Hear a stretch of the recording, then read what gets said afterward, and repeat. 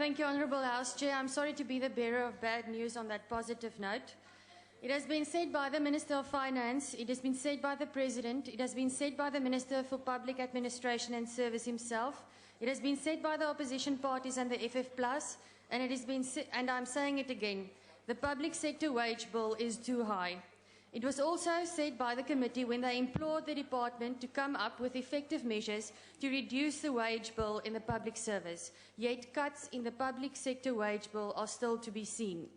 What has also been said over and over again is that the trade unions have too much power and are allowed to get away with murder because the ruling ANC just can't seem to muster the courage or the will to say no.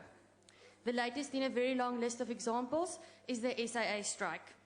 We have just finalized the BRR report process for the various departments, and one aspect that that was observed in nearly all departments is the vacancy rate in higher level posts such as directors and deputy directors. In spite of this, we still have the bloated salary bill. So we have a shortage of specialized staff such as financial managers and other specialist positions on the one hand, and then we have PAs for PAs on the other hand. How does this make sense? The government's wage bill accounts for 34% of the national budget. This means that for every 1,000 rand government spends, 340 rand goes towards employee compensation. The public sector wage bill has more than tripled in the period since 2006-7 to 2018-19, from 154 billion to 518 billion rand. This is due to above-inflation remuneration increases. Public servants earning in excess of 1 million rand per year, as the Honourable Schreiber has mentioned, increased from 9,600 to 29,000 during the same period.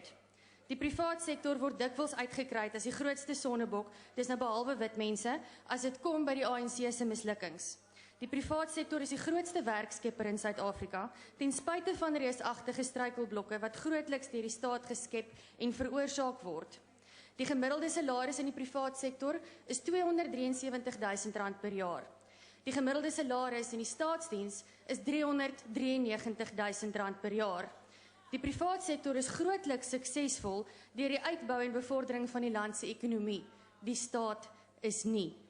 Dit is dalk tyd dat die staat begin afkyk by die privaat sektor as dit kom by bestuur en personeel aangeleenthede en sy huis in orde kry.